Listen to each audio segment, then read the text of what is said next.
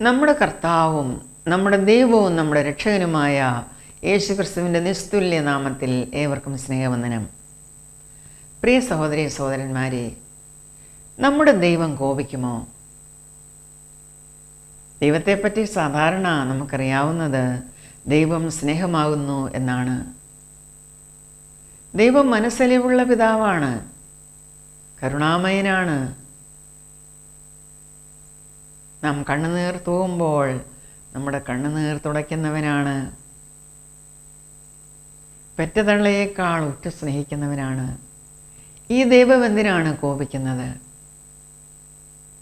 വിശുദ്ധ ബൈബിളിൽ 2-ാം സങ്കീർത്തനം 12-ാം വാക്യത്തിൽ നാം കാണുന്നു, അവൻ കോപിച്ചിട്ട് നിങ്ങൾ വഴിയിൽ വെച്ച് നശിക്കാതിരിപ്പാൻ പുത്രനെ ചുംബിപ്പീൻ. അവൻ്റെ കോപം ക്ഷണത്തിൽ ജ്വലിക്കും. അവനെ ശരണം പ്രാപിക്കുന്നവരെല്ലാവരും ഭാഗ്യവാന്മാർ. 76-ാം സങ്കീർത്തനത്തിലും നാം കാണുന്നു 7-ാം വാക്യത്തിൽ, ദൈവമേ നീ ഭയങ്കരനാകുന്നു, നീ ഒന്ന് കോപിച്ചാൽ തിരുമുമ്പാകെ നിൽക്കാകുന്നവൻ ആർ. 130-ാം സങ്കീർത്തനത്തിലും നാം കാണുന്നു 3-ാം വാക്യം, യഹോവേ നീ അകൃത്യങ്ങളെ ഓർമ്മ വെച്ചാൽ കർത്താവേ ആർ നിലനിൽക്കും. എങ്കിലും നിന്നെ ഭയപ്പെടുവാൻ തക്കവണ്ണം നിന്റെ പക്കൽ വിമോചനമുണ്ട്. ദൈവത്തിൻ്റെ പക്കലുള്ള ഈ വിമോചനം മനുഷ്യരാശിക്ക് ദൈവം നൽകി കഴിഞ്ഞു. സഹോദരങ്ങളെ, 2000-ൽ പരം വർഷങ്ങൾക്ക് മുമ്പ് അത് ദൈവം സാധ്യമാക്കി. പാപത്തിലാണ്ട് നിത്യമരണത്തിലേക്ക് പോയിക്കൊണ്ടിരുന്ന മാനവരാശിയെ രക്ഷിക്കുവാൻ ദൈവം മനുഷ്യനായി ഈ ഭൂമിയിൽ പ്രത്യക്ഷനായി. യേശുക്രിസ്തുവിൽ നാം മരിക്കേണ്ട സ്ഥാനത്ത് നമുക്ക് പകരമായി കാൽവറി ക്രൂശിൽ അവൻ മരിച്ചു, കബറടക്കപ്പെട്ടു, ഉയർത്തെഴുന്നേറ്റു, ഇന്നും മഹിമയിൽ നമുക്ക് വേണ്ടി ജീവിക്കുന്നു. ഈ ദൈവപുത്രനെ വിശ്വസിക്കുന്നവന് നിത്യജീവനുണ്ട്. വിശുദ്ധ ബൈബിളിൽ യോഹന്നാൻ ശ്ലീഹ എഴുതിയ സുവിശേഷം 3-ാം അധ്യായം 36-ാം വാക്യത്തിൽ നാം ഈ വലിയ സത്യം മനസ്സിലാക്കുന്നു. എന്താണത്? യേശുക്രിസ്തു എന്ന ഈ ദൈവപുത്രനിൽ വിശ്വസിക്കുന്നവന് നിത്യജീവനുണ്ട്. വിശ്വസിക്കാത്തവനോ ജീവനെ കാണുകയില്ല, അവൻ ദൈവക്രോധത്തിന് ഇരയാകും.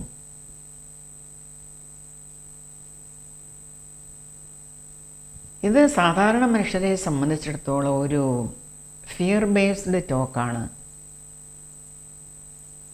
ദൈവപുത്രനായ യേശുക്രിസ്തുവിൽ വിശ്വസിക്കാത്തവന് ലഭിക്കുവാൻ പോകുന്നത് നിത്യനാശമാണ്, നിത്യനരകമാണ്. നീ നിത്യനരകത്തിന് അർഹനാണ്. ദൈവത്തിൻ്റെ ക്രോധം നിൻ്റെ മേൽ കവിഞ്ഞിരിക്കുന്നു എന്ന് കേൾക്കുവാൻ ആർക്കാണ് ഇഷ്ടം? ഇത് ആകെ ഭീതി നിറഞ്ഞ ഒരു ടോക്കാണ്.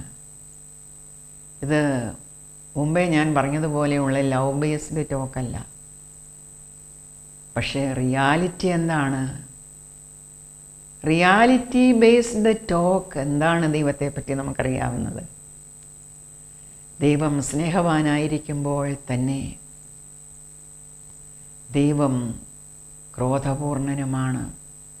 എന്തിനാണ് ദൈവം കോപിക്കുന്നത്? മാനവരാശിയുടെ ഏകരക്ഷ, ഒരേ ഒരു രക്ഷാമാർഗം ദൈവം അവന് കാണിച്ചു കൊടുത്തിട്ടും അവനിൽ വിശ്വസിക്കുന്നില്ല എങ്കിൽ ഈ സ്നേഹവാനായ ദൈവത്തിന് അത് സഹിക്കുവാൻ പറ്റില്ല. തൻ്റെ സൃഷ്ടി ഒന്നുപോലും നശിച്ചു പോകരുത് എന്ന് ദൈവത്തിന് ആഗ്രഹമുണ്ട്. ദൈവം ഒരുക്കിയ ആ വിമോചകനെ, അല്ലെങ്കിൽ ആ വിമോചനം ഏറ്റെടുക്കാത്ത മനുഷ്യൻ ദൈവത്തിൻ്റെ ക്രോധത്തിന് പാത്രമാകും. അതാണ് നാം മനസ്സിലാക്കേണ്ടത്. ദൈവം ഒരാളെ അങ്ങ് ശിക്ഷിക്കുകയല്ല ചെയ്യുന്നത്. ഒറ്റ കാഴ്ച കൊണ്ട് ശിക്ഷിക്കുന്നവനല്ല ദൈവം. അതുപോലെ മനുഷ്യരെ ശിക്ഷിക്കുവാൻ അല്ലെങ്കിൽ ആ ശിക്ഷ മനുഷ്യന് കൊടുക്കുന്നതിൽ യാതൊരു എൻജോയ്മെൻറ്റും ദൈവത്തിനില്ല. ദൈവത്തിൻ്റെ ഹൃദയം തകരുകയാണ്. കാരണം ദൈവം എത്രമാത്രം ഈ ലോകത്തെ സ്നേഹിച്ചു, തൻ്റെ പുത്രനെ വിട്ടുകൊടുക്കുവാൻ തക്കവണ്ണം, തൻ്റെ പുത്രനെ മരണത്തിന് ഏൽപ്പിക്കുവാൻ തക്കവണ്ണം ഈ ലോകത്തെ ദൈവം സ്നേഹിച്ചപ്പോൾ ദൈവം ഒരുക്കിയ ആ രക്ഷയിൽ വിശ്വസിക്കാത്തവനോടാണ് ദൈവത്തിന് ക്രോധമുള്ളത്. നാം മനസ്സിലാക്കേണ്ടത്, He wasn't looking to save us the first chance He got. He wasn't looking to destroy us the first chance He got.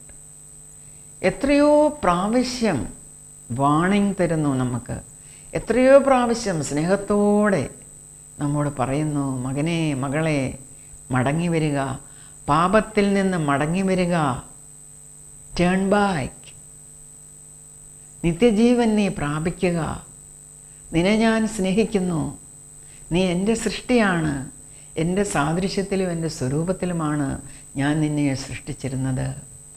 നീ ആ സാദൃശ്യവും സ്വരൂപവും എല്ലാം കളഞ്ഞു പൊളിച്ചു, പാപത്തിൽ ആഴ്ന്നുപോയി, നീ മടങ്ങി വാ, നിന്നെ റിസ്റ്റോർ ചെയ്യുവാൻ ഞാൻ ആഗ്രഹിക്കുന്നു. അതാണ് ദൈവത്തിൻ്റെ വിളി. ഇതിനെ അവഗണിക്കുന്നവരാണ് ദൈവക്രോധത്തിന് പാത്രമാകുന്നത്. നമുക്ക് വിശുദ്ധ ബൈബിളിൽ യിരെമ്യാ പ്രവാചകൻ്റെ 36-ാം അധ്യായം 14, 15, 16 വാക്യം നോക്കാം. ഇവിടെ യിരെമ്യാ പ്രവാചകൻ യെരുശലേമിൻ്റെ നാശത്തെക്കുറിച്ചാണ് അവരോട് പ്രവചിച്ചത്. കാരണം ദൈവത്തിൻ്റെ സ്വന്തം ജനമായ അവർ ദൈവത്തിൽ നിന്ന് അകന്ന അന്യദൈവങ്ങളെ ആരാധിച്ച്, രാജാവും ജനങ്ങളും ഒരുപോലെ ദൈവത്തിൽ നിന്ന് അകന്ന്, അല്ലെങ്കിൽ ദൈവമല്ലാത്തവയെ അവർ ഭുജിച്ചു. ദൈവം തൻ്റെ പ്രവാചകന്മാരെ ദൈവദൂതന്മാരെ പോലെ അവർക്ക് അയച്ചു കൊടുത്തു. ആ പ്രവാചകനിൽ കൂടെ ദൈവം തൻ്റെ ശബ്ദം കേൾപ്പിച്ചു. പക്ഷേ ആ ജനം അന്നത്തെ മഹാപുരോഹിതന്മാരെയൊക്കെ അവർ പറയുന്നതൊക്കെ വിശ്വസിച്ചു. ഇവിടെ ആരും നശിച്ചു പോയിട്ടില്ല, എല്ലാവരും നല്ലതുപോലെയൊക്കെ തന്നെയാണ് ഇരിക്കുന്നത്, ദൈവം ഞങ്ങളെ സ്നേഹിക്കുന്നുണ്ട്, ദൈവം കരുണാമയനാണ് എന്നൊക്കെ അവർ സ്വയം ആശ്വസിച്ചുകൊണ്ട് ജീവിക്കുകയായിരുന്നു. പക്ഷേ അത് സത്യമായിരുന്നില്ല. ദൈവം പറഞ്ഞത് ദൈവം ചെയ്തു. അവരെ ശത്രു രാജാക്കന്മാർ ആക്രമിച്ചു. ബാബിലോണിയൻ കോൺക്വസ്റ്റാണ് അവിടെ നടന്നത്. അതാണ് യിരെമ്യാ പ്രവാചകൻ ഇവിടെ പ്രവചിച്ചിരിക്കുന്നത്. നമുക്ക് ദൈവത്തിൻ്റെ മനസ്സാണ് ഇവിടെ കാണുവാൻ കഴിയുന്നത്. ഇത്രമാത്രം പാപം ചെയ്ത ജനത്തോടും ദൈവം മനസ്സലിവ് കാണിച്ച് അവരെ വാൺ ചെയ്യുവാൻ, അവരോട് ദൈവത്തിൻ്റെ ഹിതം അറിയിക്കുവാൻ പ്രവാചകന്മാരെ അയച്ചിട്ടും അവർ മാറിപ്പോയ കാര്യമാണ്. അത് നാം വിശുദ്ധ വചനത്തിൽ നിന്ന് തന്നെ വായിക്കാം. രാജാവും ജനവുമെല്ലാം ശാഠ്യം കാണിക്കുകയും ഇസ്രായേലിൻ്റെ ദൈവമായ യഹോവയിലേക്ക് തിരിയാതെ വണ്ണം അവരുടെ ഹൃദയം കഠിനമാക്കുകയും ചെയ്തു.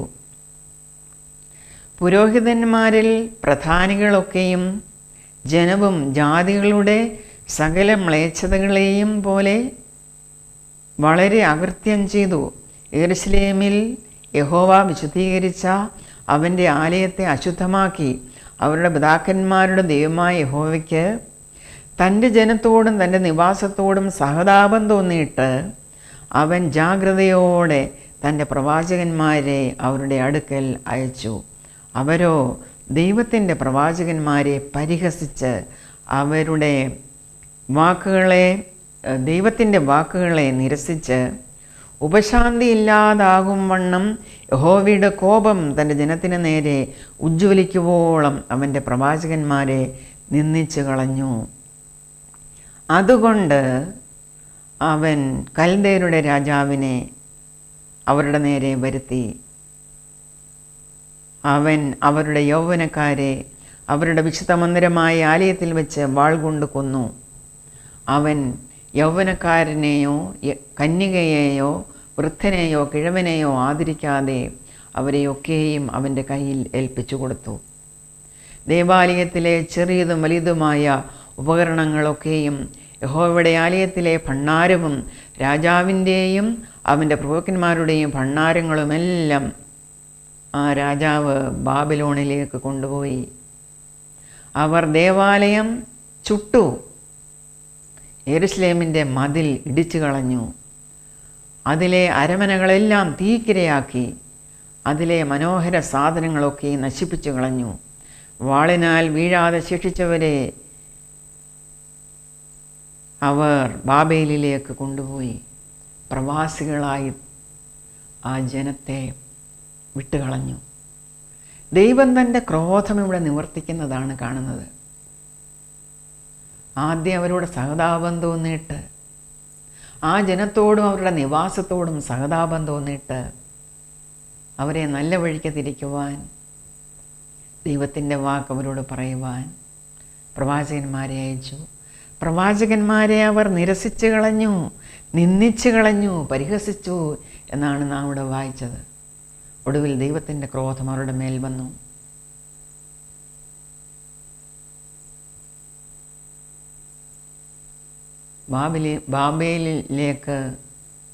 ബാബേൽ രാജാവ് അവരെ പ്രവാസത്തിൽ കൊണ്ടുപോയി യെരുശലേം നശിപ്പിച്ചു കളഞ്ഞു.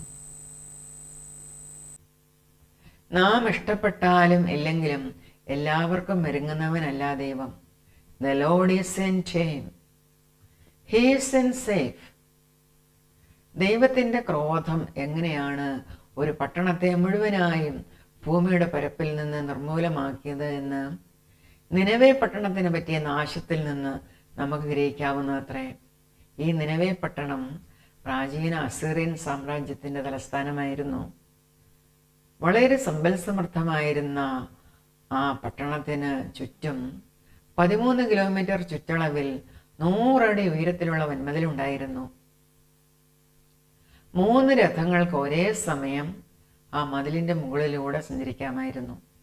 അത്രയ്ക്ക് വീതിയായിരുന്നു ആ ഫോർട്ടിന്.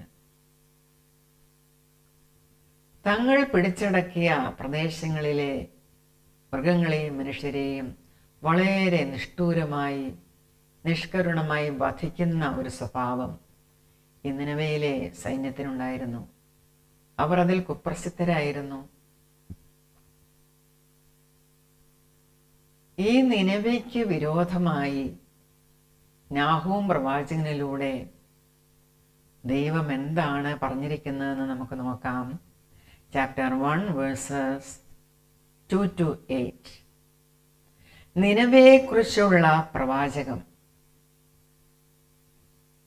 ഈ നിനവെ എന്ന സ്ഥലം ഉണ്ടായിരുന്നത് വടക്കൻ ഇറാഖിലെ മൊസൂൾ പ്രദേശത്തായിരുന്നു. അതായത് ടൈഗ്രീസ് നദിയുടെ കിഴക്കേക്കരയിൽ. ദൈവം തീക്ഷ്ണതയുള്ളവനും യഹോവ പ്രതികാരം ചെയ്യുന്നവനുമാകുന്നു. യഹോവ പ്രതികാരം ചെയ്യുന്നവനും ക്രോധപൂർണനുമാകുന്നു. യഹോവ തൻ്റെ വൈരികളോട് പ്രതികാരം ചെയ്യുകയും തൻ്റെ ശത്രുക്കൾക്കായി കോപം സംഗ്രഹിക്കുകയും ചെയ്യുന്നു. യഹോവ ദീർഘക്ഷമയും മഹാശക്തിയുമുള്ളവൻ. അവൻ ഒരിക്കലും ശിക്ഷിക്കാതെ വിടുകയില്ല. യഹോവയുടെ വഴി ചുഴലിക്കാറ്റിലും കൊടുങ്കാറ്റിലുമുണ്ട്. മേഘം അവൻ്റെ കാൽക്കീഴിലെ പൊടിയാകുന്നു. അവൻ സമുദ്രത്തെ ഭത്സിച്ച് വറ്റിക്കുകയും സകല നദികളെയും വരട്ടിക്കളയുകയും ചെയ്യുന്നു. ബാശാനും കർമ്മേലും വരളുന്നു. ലെബാനോന്റെ പുഷ്പം വാടിപ്പോകുന്നു. അവൻ്റെ മുമ്പിൽ പർവ്വതങ്ങൾ കുലുങ്ങുന്നു, കുന്നുകൾ ഉരുകിപ്പോകുന്നു. അവൻ്റെ സന്നിധിയിൽ ഭൂമി ഞെട്ടിപ്പോകുന്നു. മഹീതലവും അതിലെ സകല നിവാസികളും തന്നെ. അവൻ്റെ ക്രോധത്തിൻ മുൻപിൽ ആർ നിൽക്കും? അവൻ്റെ ഉഗ്രകോപത്തെങ്കിൽ ആർ നിവർന്നു നിൽക്കും? അവൻ്റെ ക്രോധം തീ പോലെ ചൊരിയുന്നു. പാറകൾ അവനാൽ പിളർന്നു പോകുന്നു. യഹോവ നല്ലവനും കഷ്ടദിവസത്തിൽ ശരണവുമാകുന്നു. തങ്ങൾ ആശ്രയിക്കുന്നവരെ അവൻ അറിയുന്നു. എന്നാൽ കവിഞ്ഞൊഴുകുന്ന ഒരു പ്രവാഹം കൊണ്ട് അവൻ അതിൻ്റെ സ്ഥലത്തിന് മുടിവ് വരുത്തും. തൻ്റെ ശത്രുക്കളെ അവൻ അന്ധകാരത്തിൽ പിന്തുടരുന്നു.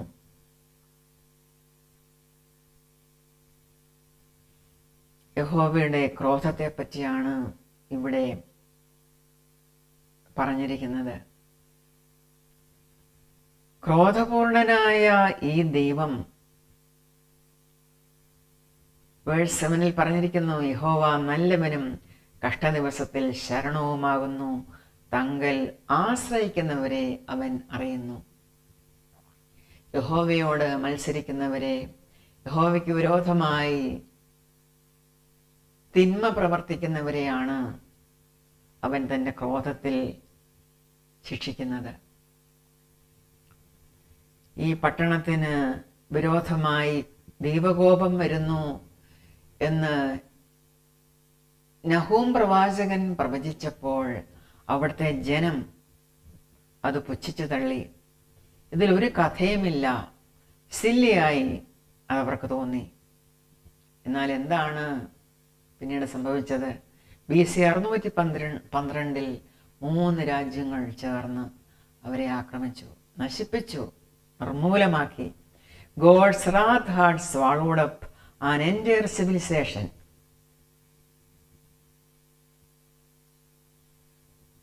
ഇന്ന് ഈ നിമിഷം വരെ പിന്നീട് ആ നിനവെ പുനർനിർമ്മിക്കപ്പെട്ടില്ല. അതെന്നേക്കുമായി ഭൂമിയുടെ മുഖത്തു നിന്ന് നശിച്ചുപോയി. ദൈവത്തിൻ്റെ ക്രോധം എത്രമാത്രം വലുതാണ്. Don't think God is tame and tolerant. ദൈവത്തെ ഗൗരവമായി എടുക്കാത്തിടത്ത് വലിയ വില നമുക്ക് കൊടുക്കേണ്ടി വരും. ചില ഉദാഹരണങ്ങൾ പഴയ നിയമത്തിൽ നിന്ന് നോക്കാം. 1 2 Kings chapter 2 verse 24. ദൈവത്തിൻ്റെ പ്രവാചകനായിരുന്ന എലീശയെ കളിയാക്കിയ കുറേ ചെറുപ്പക്കാരെ നമുക്കവിടെ കാണുവാൻ കഴിയും. പിന്നീട് അവർക്ക് എന്താണ് സംഭവിച്ചത് എന്നും നമുക്കറിയാം. കാട്ടിൽ നിന്ന് 2 കരടികൾ ഇറങ്ങി വന്ന് ആ യൗവനക്കാരിൽ 42 പേരെ കടിച്ചു കൊന്നു. 2 നോഹയുടെ കാലത്തെ ജലപ്രളയം. നീതിപ്രസംഗിയായ നോഹ വരുവാൻ പോകുന്ന വിപത്തിനെക്കുറിച്ച് ജനത്തോട് പ്രസംഗിച്ചു. പക്ഷേ ജനം ചെവിക്കൊണ്ടില്ല. ഫലമോ? ജലപ്രളയം വന്ന് എല്ലാവരെയും മുക്കിക്കൊന്നു. 3 സോദോമിനെയും ഗോമോറായെയും ആകാശത്തു നിന്ന് ഗന്ധകത്തീമഴ പെയ്ച്ച് ദൈവം നശിപ്പിച്ച സംഭവം.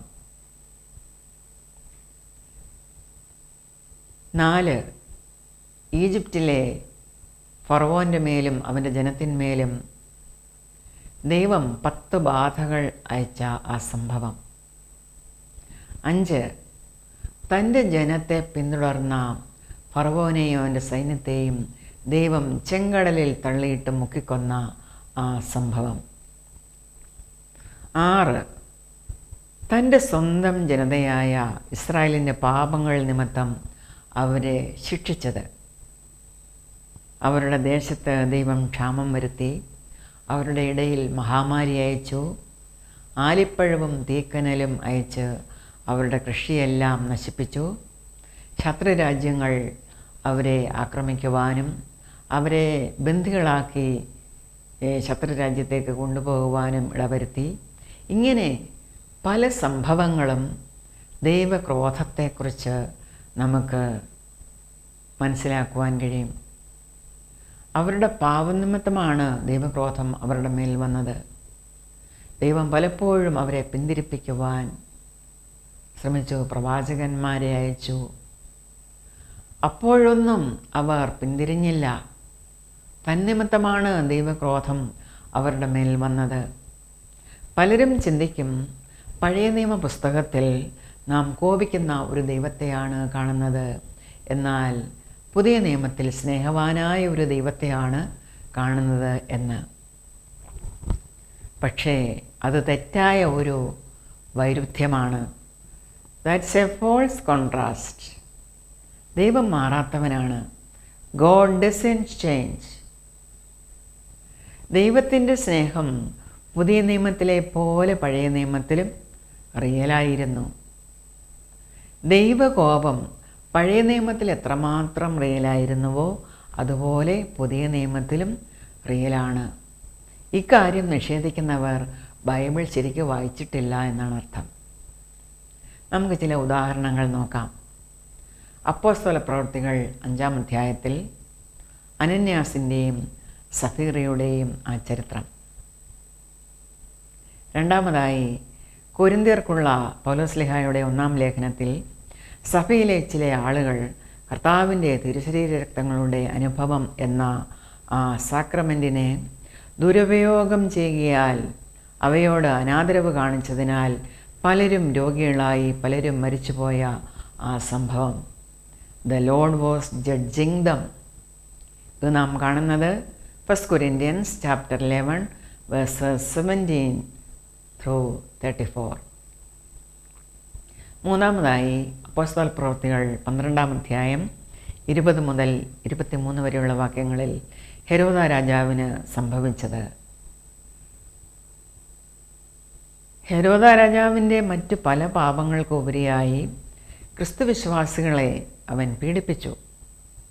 ഒരു വലിയ പുരുഷാരത്തോട് രാജാവ് പ്രസംഗിക്കയിൽ പ്രസംഗം കേട്ടവർ ഇത് മനുഷ്യൻ്റെ വാക്കോ ശബ്ദമോ അല്ല, ദൈവത്തിൻ്റേതാണ് എന്ന് പുകഴ്ത്തി. ദൈവത്തിന് പുകഴ്ച കൊടുക്കുവാൻ മടി കാണിച്ച ആ രാജാവിനെ യഹോവയുടെ ദൂതൻ അടിച്ചു താഴെയിട്ടു. അവൻ പുഴുക്കൾക്ക് ഇരയായി പ്രാണനെ വിട്ടു. പുതിയ നിയമത്തിൽ ഏറ്റവും പ്രധാനമായി രേഖപ്പെടുത്തിയിരിക്കുന്നത് ദൈവത്തിൻ്റെ അന്ത്യന്യായവിധിയുടെ വിഷയമാണ്. അത് നാം ഒരിക്കലും മറന്നു പോകരുത്. ന്യായവിധി ദിവസം ക്രിസ്തുവിനെ തള്ളിക്കളയുന്നവന് ദൈവത്തിൻ്റെ ശിക്ഷയുണ്ടാകും. അവനാണ് ദൈവത്തിൻ്റെ ന്യായാസനത്തിന് മുമ്പാകെ ന്യായവിധി കാത്ത് നിൽക്കേണ്ടി വരുന്നത്. അവൻ രാപ്പകൽ നരകയാതന അനുഭവിക്കും. ആര്? യേശുക്രിസ്തുവിനെ തള്ളിക്കളയുന്നവൻ. ദൈവത്തിൻ്റെ സ്നേഹവും നന്മയും നാം സ്വീകരിക്കുന്ന സമയം തന്നെ ദൈവത്തെ ഗൗരവമായി ഗണിക്കാതെ യേശുക്രിസ്തുവിനെ നിരസിക്കുന്നവരുടെ മേൽ ദൈവത്തിൻ്റെ മഹാക്രോധം വീഴും. ഇത് നാം എബ്രായരുടെ പുസ്തകത്തിലാണ് വായിക്കുന്നത്. Hebrews chapter 10 verses 26-31. സത്യത്തിൻ്റെ പരിജ്ഞാനം ലഭിച്ച ശേഷം നാം മനഃപൂർവ്വം പാപം ചെയ്താൽ പാപങ്ങൾക്ക് വേണ്ടി ഇനി ഒരു യാഗവും ശേഷിക്കാതെ ന്യായവിധിക്കായി ഭയങ്കരമായൊരു പ്രതീക്ഷയും എതിരികളെ ദഹിപ്പിക്കാനുള്ള ക്രോധാഗ്നിയുമേ ഉള്ളൂ. മോശയുടെ ന്യായപ്രമാണം അനുസരിക്കാത്തവന് കരുണ കൂടാതെ 2-3 സാക്ഷികളുടെ വാമൊഴി കേട്ട് മരണശിക്ഷ കൽപ്പിക്കുന്നുവല്ലോ. ദൈവപുത്രനെ ചവിട്ടിക്കളയുകയും തന്നെ വിശുദ്ധീകരിച്ച നിയമരക്തത്തെ മലിനം എന്ന് നിരൂപിക്കുകയും കൃപയുടെ ആത്മാവിനെ നിന്ദിക്കുകയും ചെയ്തവൻ എത്ര കഠിനമേറിയ ശിക്ഷയ്ക്ക് പാത്രമാകും എന്ന് വിചാരിപ്പീൻ. പ്രതികാരം എനിക്കുള്ളത്, ഞാൻ പകരം വീട്ടും എന്നും കർത്താവ് തന്റെ ജനത്തെ ന്യായം വിധിക്കുമെന്നും അരുളി ചെയ്തവനെ നാം അറിയുന്നുവല്ലോ. ജീവനുള്ള ദൈവത്തിൻ്റെ കയ്യിൽ വീഴുന്നത് ഭയങ്കരം. ദൈവത്തിൻ്റെ യഥാർത്ഥ സ്വഭാവം ഇതാണെന്നിരിക്കെ പാപിയായ മനുഷ്യൻ അവനവനിഷ്ടമുള്ളതുപോലെ ഒരു യേശുവിനെ സങ്കല്പിച്ച്, അതായത് his own fantasy version of Jesus, യഥാർത്ഥത്തിൽ യേശു എന്താണ് പറഞ്ഞതെന്നത് അവഗണിക്കുന്നത് നമുക്ക് കാണുവാൻ കഴിയും. അവനവൻ ഇഷ്ടമുള്ളതുപോലെ യേശു അങ്ങനെയാണ്, യേശു ഇങ്ങനെയാണ് എന്ന് സങ്കല്പിച്ചുകൊണ്ട് ആ രീതിയിൽ ജീവിക്കുകയും അത് മറ്റുള്ളവരോട് പറയുകയും ചെയ്യുന്നു. ദൈവസ്നേഹത്തിൻ്റെ പരമമായ ഭാവം, അൾട്ടിമേറ്റ് എക്സ്പ്രഷൻ, അത് യേശുക്രിസ്തുവാണ്. അത് നാം അറിയുമ്പോഴും ന്യായവിധിയെപ്പറ്റിയും നരകാവസ്ഥയെപ്പറ്റിയും യേശു തന്നെ നമ്മെ പഠിപ്പിച്ചിരിക്കുന്നത്, അല്ലെങ്കിൽ നമുക്ക് അതിനെപ്പറ്റി മുന്നറിയിപ്പ് നൽകിയിരിക്കുന്നത് നാം സൗകര്യപൂർവ്വം മറക്കുകയാണ് ചെയ്യുന്നത്. ദൈവത്തിൻ്റെ പരമമായ ഭാവം, അതായത് അൾട്ടിമേറ്റ് എക്സ്പ്രഷൻ യേശുക്രിസ്തുവാണ്. യേശുക്രിസ്തു തന്നെയാണ് തൻ്റെ തിരുവായും ഒഴിഞ്ഞ് ഇക്കാര്യം നമ്മോട് പറഞ്ഞിരിക്കുന്നത്. നാം എന്തിനാണ് അത് സൗകര്യപൂർവ്വം മറക്കുന്നത്? അത് മറക്കുവാൻ പാടില്ല.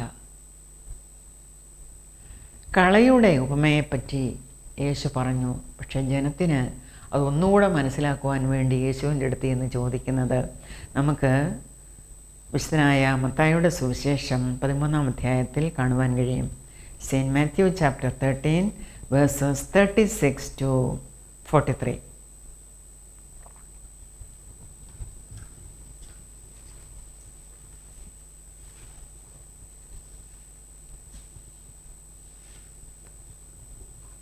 അനന്തരം യേശു പുരുഷാരത്തെ പറഞ്ഞയച്ചിട്ട് വീട്ടിൽ വന്നു. ശിഷ്യന്മാർ അവൻ്റെ അടുക്കൽ വന്നു. വയലിലെ കളയുടെ ഉപമ തെളിയിച്ചു തരയണം എന്ന് അവനോട് അപേക്ഷിച്ചു. അതിന് യേശു ഉത്തരം പറഞ്ഞത്, നല്ല വിത്ത് വിതയ്ക്കുന്നവൻ മനുഷ്യപുത്രൻ. വയൽ എന്നത് ലോകം, നല്ല വിത്ത് എന്നത് രാജ്യത്തിൻ്റെ പുത്രന്മാർ, കള എന്നത് ദുഷ്ടൻ്റെ പുത്രന്മാർ, അത് വിതച്ച ശത്രു പിശാച്. കൊയ്ത്ത് എന്നത് ലോകാവസാനം, കൊയ്യുന്നവർ ദൂതന്മാർ. കള കൂട്ടി തീയിലിട്ട് ചുടും പോലെ ലോകാവസാനത്തിൽ സംഭവിക്കും. മനുഷ്യപുത്രൻ, അതായത് യേശുക്രിസ്തു, തൻ്റെ ദൂതന്മാരെ അയക്കും. അവർ അവൻ്റെ രാജ്യത്തിൽ നിന്ന് എല്ലാ ഇടർച്ചകളെയും അധർമ്മം പ്രവർത്തിക്കുന്നവരെയും കൂട്ടിച്ചേർത്ത് തീച്ചൂളയിൽ ഇട്ടുകളയും. അവിടെ കരച്ചിലും പല്ലുകടിയും ഉണ്ടാകും. അന്ന് നീതിമാന്മാർ തങ്ങളുടെ പിതാവിൻ്റെ രാജ്യത്തിൽ സൂര്യനെ പോലെ പ്രകാശിക്കും. ചെവിയുള്ളവൻ കേൾക്കട്ടെ. നരകത്തിൻ്റെ ഭീകരതയെപ്പറ്റി, അതായത് ടെറേഴ്സ് ഓഫ് ഹെൽ, യേശു പറഞ്ഞതുപോലെ ലോകത്ത് ആരും പറഞ്ഞിട്ടില്ല. സത്യത്തിൽ അന്ന് ന്യായാസനത്തിലിരിക്കുന്നത് സാക്ഷാൽ യേശുവായിരിക്കും. ദൈവത്തെപ്പറ്റി തിരുവചനത്തിലുള്ള യാഥാർത്ഥ്യമാണ് ദൈവത്തിൻ്റെ ക്രോധം. The reality is that God's love and God's wrath are both real. യഹോവയായ ഞാൻ മാറാത്തവൻ എന്നാണ് ദൈവം പറഞ്ഞിരിക്കുന്നത്. In Exodus chapter 3 verse 14, God says, I am who I am. ഞാനാകുന്നവൻ ഞാനാകുന്നു. God doesn't say, I am whoever you think I am. And God doesn't say, I am whatever you want me to be. ഇന്ന് എല്ലാ മതങ്ങളിലും മനുഷ്യൻ്റെ മനസ്സിലെ ആഗ്രഹപ്രകാരമുള്ള ദൈവങ്ങളെയാണ് ഉണ്ടാക്കി ആരാധിക്കുന്നത്. മാറ്റമില്ലാത്തവനും നിത്യനുമായ ദൈവത്തെ നാമായിട്ട് change ചെയ്യുവാൻ നോക്കണ്ട. Our only hope is for God to change us. ദൈവത്തിന് പാലും തേനും പൂവും നിവേദ്യവും ഒന്നും കൊടുത്ത് മനസ്സ് മാറ്റുവാൻ പറ്റില്ല. ദൈവത്തെ മഞ്ഞളും പാലും പനിനീരും നെയ്യും ഒക്കെ ഇട്ട് കുളിപ്പിച്ച് കളഭം ചാർത്തിയിട്ട് ആടയാഭരണങ്ങളൊക്കെ അണിയിച്ചിട്ട് we can't make him tame or safe. ദൈവമേ, അങ്ങയോട് അനുരൂപരാകുവാൻ ഞങ്ങളെ ചേഞ്ച് ചെയ്യണമേ എന്നായിരിക്കട്ടെ നമ്മുടെ പ്രാർത്ഥന. ജീവനുള്ള ദൈവം നമ്മെ കഴുകി വെടിപ്പാക്കുവാൻ, പാപത്തിൽ നിന്നും ശാപത്തിൽ നിന്നും രോഗത്തിൽ നിന്നും വിടുവിക്കുവാൻ നമുക്ക് ഏൽപ്പിച്ചു കൊടുക്കാം. ദൈവം വിശുദ്ധനാണ്, നിർമ്മലനാണ്. വിശുദ്ധരാകുവാൻ, യേശുവിൻ്റെ രക്തത്താൽ നമ്മെ ശുദ്ധീകരിക്കുവാൻ നമുക്ക് ഏൽപ്പിച്ചു കൊടുക്കാം. കാരണം നമ്മുടെ പാപങ്ങൾക്ക് നേരെയുള്ള ദൈവക്രോധം അത്രമാത്രം ഭീകരമാണ്, വലുതാണ്. നരകത്തിൽ നിന്ന് രക്ഷപ്പെടുവാനുള്ള ഒരേ ഒരു മാർഗം ഈ പാപത്തെ ആദ്യം കൈകാര്യം ചെയ്യുക എന്നതാണ്. പലരും പറഞ്ഞേക്കാം, ഓ, ദൈവം എന്തിനാണ് ഇങ്ങനെ കോപിക്കുന്നത്? God shouldn't get so upset. ഇവിടെ അവർ പാപം വലിയ കാര്യമൊന്നുമല്ല എന്ന് പറയാതെ പറയുകയാണ്. പാപാവസ്ഥയിൽ തന്നെ അവരെ എന്തുകൊണ്ട് സ്വീകരിച്ചുകൂടാ എന്നതാണ് അവരുടെ ചോദ്യം. ഇവിടെ അവർ ശഠിക്കുന്നത് ദൈവം മാറണം, അവർക്ക് മാറുവാൻ ആവശ്യമില്ല എന്നത്രേ. ദൈവത്തെ മാറ്റുവാനാണ് അവർ ആഗ്രഹിക്കുന്നത്.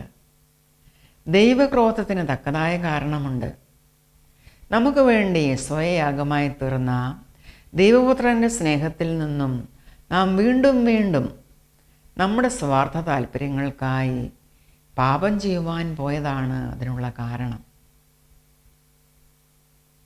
അതാണ് ദൈവത്തിൻ്റെ ക്രോധത്തിന് കാരണം. ഇന്ന് മനുഷ്യൻ ലോകത്തിൽ അന്വേഷിക്കുന്നത് സെൽഫ് എസ്റ്റീം, ആത്മാഭിമാനം, സ്വയം അറിയുവാനും അതിനെ ഉയർത്തുവാനും, ലിഫ്റ്റിംഗ് അപ്പ് ദ സെൽഫ്. അതിനുവേണ്ടി അവർ മോട്ടിവേഷണൽ ക്ലാസ്, യോഗ, മറ്റ് തെറപ്പികൾ ഇതൊക്കെയും അന്വേഷിച്ച് നടക്കുകയാണ്. അവർക്ക് വേണ്ടത് പോസിറ്റീവ് ആറ്റിറ്റ്യൂഡാണ്, പോസിറ്റീവ് എനർജി. അവരുടെ ഉള്ളു മുഴുവൻ പലതരം പാപങ്ങളാണ്. കോപം, ക്രോധം, ശാഠ്യം, ദ്വന്ദ്വപക്ഷം, ഭിന്നത, അസൂയ, കലഹം, വ്യഭിചാരം, മദ്യപാനം, മുറുക്കൂത്ത്, ചീത്തത്തരം, പൊട്ടച്ചൊൽ, കളിവാക്ക്, കൊലപാതകം, ഇതെല്ലാം കൊണ്ട് നിറഞ്ഞിരിക്കുന്ന മനുഷ്യർ, അവർക്ക് റിപ്പൻറ്റൻസിന് അവർ തുനിയുന്നില്ല. അവർക്ക് പശ്ചാത്താപമോ അനുതാപമോ ഒന്നും ആവശ്യമില്ല. റിപ്പൻറ്റൻസിന് അവർക്ക് ആഗ്രഹമേ ഇല്ല. ഇങ്ങനെയുള്ളവരെ പറ്റി വിശുദ്ധ ബൈബിൾ പറയുന്നത് നമുക്ക് യിരെമ്യാ പ്രവാചകൻ്റെ പുസ്തകത്തിൽ കാണുവാൻ കഴിയും. ജെറമായ ചാപ്റ്റർ 6 വേഴ്സസ് 14 and 15. സമാധാനം ഇല്ലാതിരിക്കെ സമാധാനം സമാധാനം എന്ന് പറഞ്ഞ് അവർ എൻ്റെ ജനത്തിൻ്റെ മുറിവിന് ലഘുവായി ചികിത്സിക്കുന്നു. മ്ലേച്ഛത പ്രവർത്തിച്ചതുകൊണ്ട് അവർ ലജ്ജിക്കേണ്ടി വരും. അവർ ലജ്ജിക്കുകയോ നാണമറിയുകയോ ചെയ്തിട്ടില്ല. അതുകൊണ്ട് വീഴുന്നവരുടെ ഇടയിൽ അവർ വീണുപോകും. ഞാൻ അവരെ സന്ദർശിക്കുന്ന കാലത്ത് അവർ ഇടറി വീഴും എന്ന് യഹോവയുടെ അരുളപ്പാട്. അവരെ പറ്റിയാണ് ദൈവം പറഞ്ഞിരിക്കുന്നത്. അവർക്ക് ഇടറി വീഴുവാനാണ് സാധ്യത കൂടുതൽ. കാരണം അവരുടെ ഉള്ളു മുഴുവൻ മലിനമായിരിക്കുകയാണ്.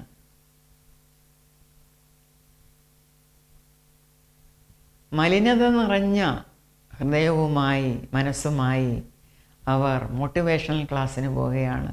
അവർക്ക് വേണ്ടത് പോസിറ്റീവ് എനർജിയാണ്.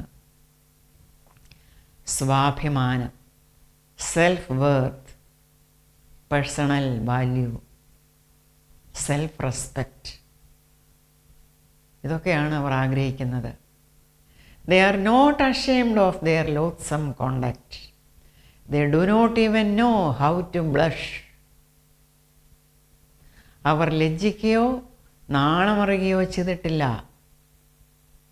ഉദാഹരണത്തിന് ഇന്ന് ഫിലിംസ്, TV ഷോസ്, സംഭാഷണങ്ങൾ, ഫിലിം സോങ്സ്, ഇവയിൽ ജനം ഇഷ്ടപ്പെടുന്ന ഭാഷ, ഫൗൾ ലാംഗ്വേജ്, ചീത്ത ഭാഷ, ക്രൂഡ് ജോക്സ്, ന്യൂഡിറ്റി, ഇമ്മൊറാലിറ്റി, ദൈവത്തെ പരിഹസിക്കുന്നത്, മോക്കറി ഓഫ് ഗോഡ്, അങ്ങനെ എല്ലാത്തരം മാലിന്യവും വൈകൃതവും കൊണ്ട് നിറഞ്ഞിരിക്കുകയാണ്. മനുഷ്യന് ഇതിലൊന്നും നാണമോ കുറ്റബോധമോ പേടിയോ ഒന്നും തോന്നുന്നില്ല. വിശുദ്ധനായ പൗലോസ് അപ്പോസ്തലൻ റോമർക്ക് ലേഖനം എഴുതിയപ്പോൾ അതിൻ്റെ 1-ാം അധ്യായം 32-ാം വാക്യത്തിൽ പ്രകാരം പറഞ്ഞിരിക്കുന്നു. നമുക്ക് 28 മുതൽ 32 വരെയുള്ള വാക്യങ്ങൾ വായിക്കാം. എന്താണ് പൗലോസ് അപ്പോസ്തലനിവിടെ പറഞ്ഞിരിക്കുന്നത്? ദൈവത്തെ പരിജ്ഞാനത്തിൽ ധരിപ്പാൻ ഇഷ്ടമില്ലാത്തതിന് തക്കവണ്ണം ദൈവം അവരെ ഉചിതമല്ലാത്തത് ചെയ്യുവാൻ നികൃഷ്ടബുദ്ധിയിലേൽപ്പിച്ചു.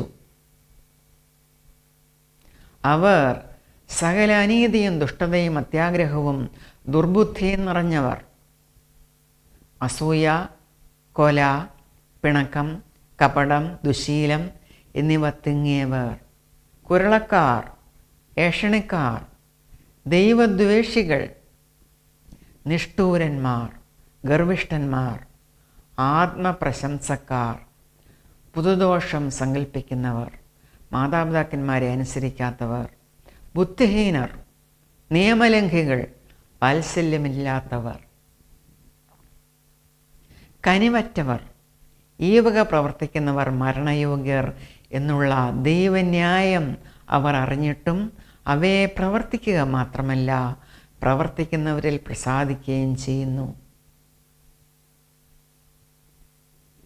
എഫേസ്യർക്ക് ലേഖനം എഴുതിയപ്പോഴും പൗലോസ് അപ്പോസ്തലൻ ഇങ്ങനെയുള്ള കാര്യങ്ങൾ ചെയ്യരുത് എന്ന് അവിടുത്തെ സഭയിലെ ജനങ്ങളോട് പറയുന്നു. ദുർനടപ്പും യാതൊരു അശുദ്ധിയും അത്യാഗ്രഹവും നിങ്ങളുടെ ഇടയിൽ പേർ പറക പോലും അരുത്. അങ്ങനെയാകുന്നു വിശുദ്ധന്മാർക്ക് ഉചിതം.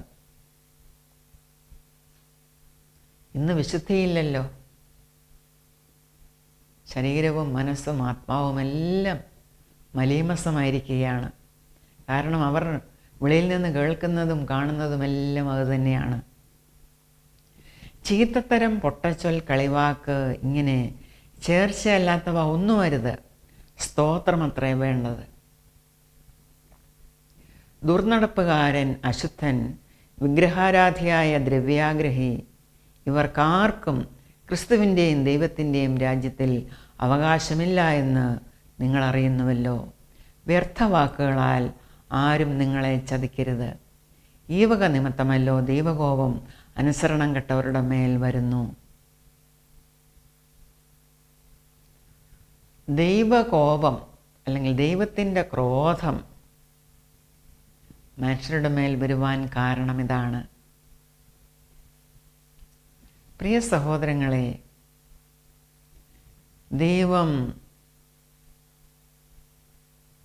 ദൈവത്തിൻ്റെ ഈ ക്രോധം നിലനിൽക്കുമ്പോൾ തന്നെ ദൈവം സ്നേഹവാനാണ്. God's wrath is great, but his love in Christ is greater still. നരകത്തിലേക്ക് തള്ളപ്പെടുവാൻ എല്ലാ യോഗ്യതയും നമുക്കുണ്ടായിട്ടും ദൈവത്തിൻ്റെ പരമനീതിക്ക് അത് നിരക്കുന്നതായിട്ടും നമുക്ക് പകരം ആ ശിക്ഷ അവൻ സ്വയമേറ്റെടുത്ത് നമുക്ക് നിത്യജീവൻ നൽകുവാൻ തക്കവണ്ണം മനസ്സോടെ ശാപമരത്തിൽ അഥവാ ആ കുരിശിൽ തൂങ്ങിയവനെ നമുക്കും പാടി സ്തുതിക്കാം. മനസ്സോടെ ശാപമരത്തിൽ തൂങ്ങിയ മാനുവേലേ ദൈവ ജാതാ, നിനക്കീ വേദന വരുത്തി വച്ചതി നീജൻ ഞാനയ്യോ, നിനക്കീ വേദന വരുത്തി വച്ചതി നീജൻ ഞാനയ്യോ. പരമനീതിയിൻ ദുരിതത്താലെന്നെ അറിവാൻ നിന്നൊരു നേരം, പരമന്നിയതാൽ ആരിയപ്പെട്ടിടാൻ ഇറങ്ങി വന്നല്ലോ. മാല പോലെ ശാപം ജ്വലിച്ചിറങ്ങിയ നീലത്തിൻ പാതകം മൂലം ആലിഞ്ഞു നീ ശാപം താലയിൽ കൊണ്ടിടാൻ വലിമ വിട്ടല്ലോ. നന്ദി കെട്ടായി നാരരി നാരക ജ്വാലയിൽ നിന്നു നേടാൻ മന്നവാതിരു പൊൻകുരുതേ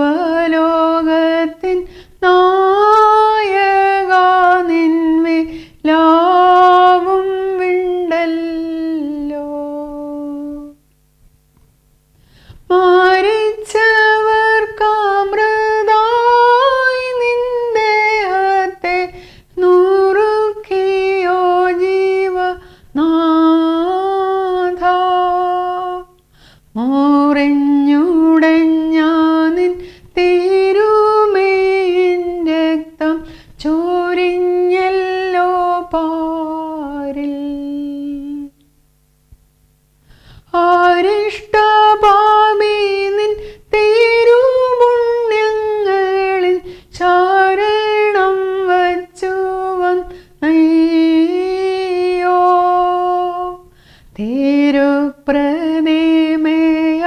കാകനീയെ കൃപ നിറഞ്ഞ കർത്താവേ. തിരുപ്രതിമേയ